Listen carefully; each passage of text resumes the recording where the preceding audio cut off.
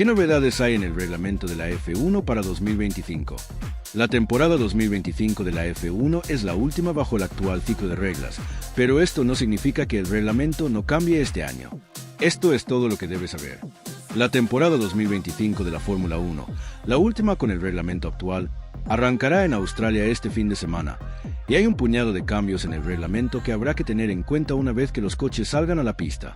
Aunque la temporada 2026 promete posiblemente mayor cambio en el reglamento técnico de la F1 en mucho tiempo, ya que cambiarán tanto las normas del chasis como de la unidad de potencia, el reglamento actual se ha mantenido algo estático desde que se introdujo en 2022.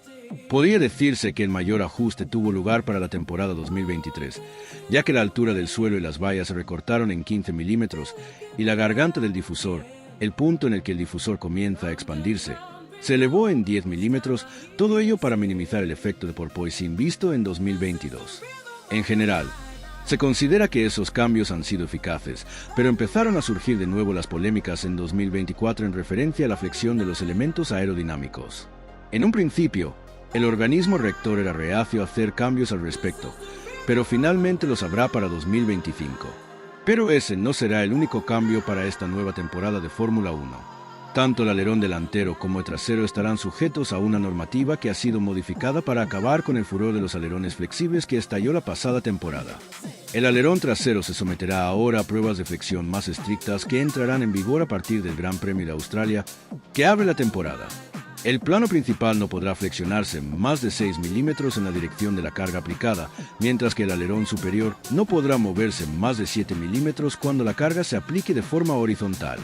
Además, el borde de fuga del alerón trasero solo puede flexar un máximo de 3 milímetros. También se han revisado las regulaciones dimensionales del alerón trasero. La ranura de separación entre los dos elementos del alerón se ha reducido de un rango de 10 a 15 mm a 9,4 a 13 milímetros con el DRS abierto. El límite superior se mantiene en 85 milímetros. Para minimizar la posibilidad de que los equipos exploten el efecto mini DRS que McLaren utilizó en Bakú, el reglamento ahora obliga que el alerón solo esté sujeto a dos estados, DRS activado y DRS desactivado. El tamaño de la ranura no solo debe ajustarse a los límites establecidos por las reglas, sino que debe permanecer estático en cualquiera de los dos modos. Por ejemplo, un alerón con una ranura de 10 milímetros no puede ampliarse a 13 milímetros mientras el coche está en pista. El artículo 3 de octubre del 10 del Reglamento Técnico de 2025 establece que, excepto en caso de fallo del DRS o de transición de una posición a otra, la carrocería del DRS solo puede tener dos posiciones, de forma que la posición del DRS debe ser la misma antes y después de cada estado de despliegue. El tiempo de transición entre las dos posiciones debe ser inferior a 400 ms. Las nuevas pruebas de flexión del alerón delantero no entrarán en vigor hasta el Gran Premio de España, dando a los equipos cierto margen para mantener su búsqueda de alerones delanteros flexibles para las 8 primeras carreras de la temporada antes de cambiar a una especificación más rígida. Se reducirá la flexión vertical máxima permitida en las pruebas de 15 milímetros a 10 milímetros con una carga de 1000 N. Además, de inicio los bordes de salida de los elementos individuales del alerón no podrán flexar más de 5 milímetros con una carga perpendicular de 60 N, que se reducirá a 3 milímetros en España. Pequeño aumento de peso y equipo de refrigeración para los pilotos. Un aumento de 2 kilogramos en el peso mínimo del piloto elevará el peso mínimo total de un coche de F1 a 800 kilogramos, y cualquier lastre utilizado para alcanzar el peso mínimo ahora debe estar hecho de un material con una densidad de 7.500 kilogramos /M3, por debajo de los 8.000 kg /M3 permitidos anteriormente. En caso de que la FIA declare un riesgo térmico, a partir de 31 C de temperatura ambiente, según la media de los sensores de temperatura de la FIA en el circuito, el peso mínimo se incrementará automáticamente en 5 kilogramos para cubrir el aumento de masa del equipo de refrigeración y la batería externa utilizada para alimentarlo.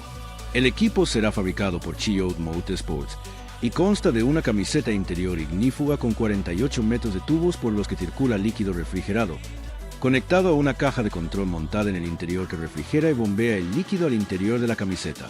El fluido puede ser aire, agua o una solución acuosa de cloruro sódico, cloruro potásico o propilenglicol.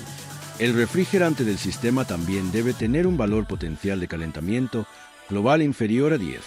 Actualmente, el sistema de refrigeración no es obligatorio, aunque el límite de peso seguirá siendo aplicable, con 500 gramos de lastre que deberán colocarse en la zona del cockpit.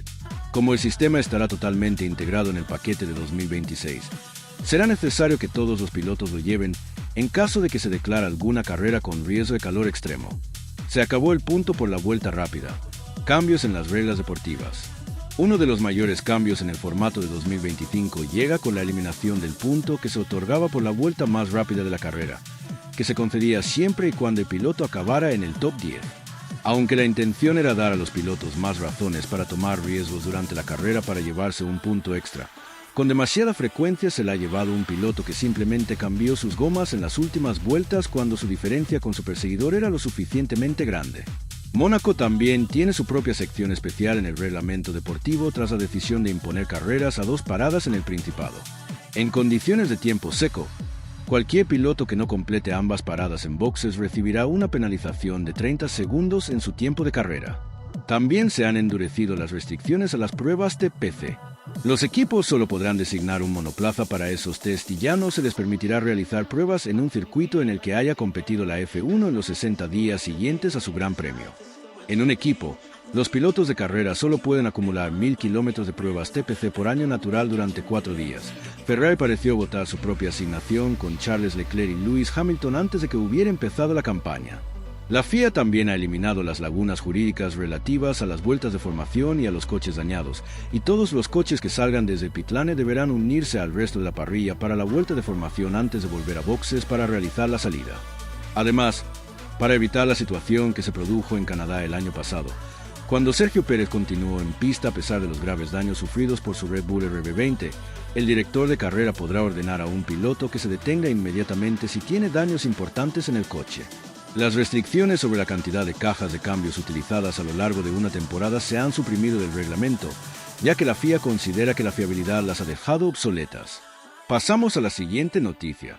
La mano derecha de la Fórmula 1 y de Williams es un proyecto a medio-largo plazo y la llegada de Carlos Sainz es una declaración de intenciones.